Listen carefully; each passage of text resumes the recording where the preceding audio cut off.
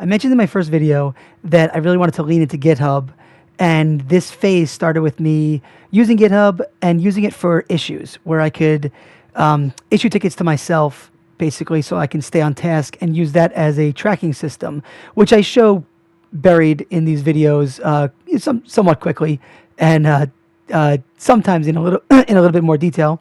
But this phase also started the real programming of what I was doing here in Unity.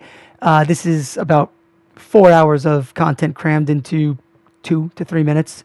And once I dove into the coding, the first thing I saw is I had to break a lot of habits that I have used with Python. I love Python, so I won't call them bad habits, but I will say that after a decade of leaning on Python and its flexibility, where I can kind of get away with not declaring variables, that was a big moment, a big reminder. I've used C# in the past, I've used Unity in the past, but with all the Python work, this was a moment where I had to say to myself, "Ooh, I have to go back to declaring everything, using classes a lot more, leaning on classes," and that became the basis for how I worked through setting up a bunch of the scripts.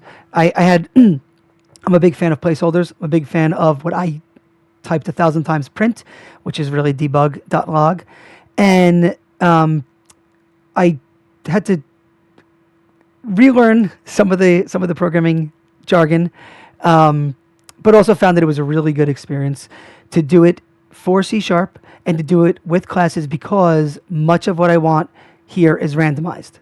And that's actually the biggest thing for me, is I wanted randomization of resources.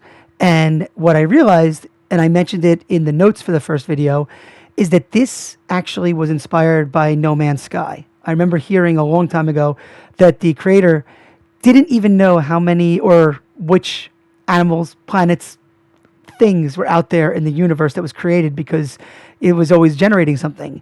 And I was really fascinated by that. So without realizing it, that is actually where I went with a lot of the behind, under the hood coding. Is I wanted randomization because I wanted to not know what was being created and have the player not know what to do from one run of the game to another. So I'll leave it at that, and I will pick up on that point in the next phase.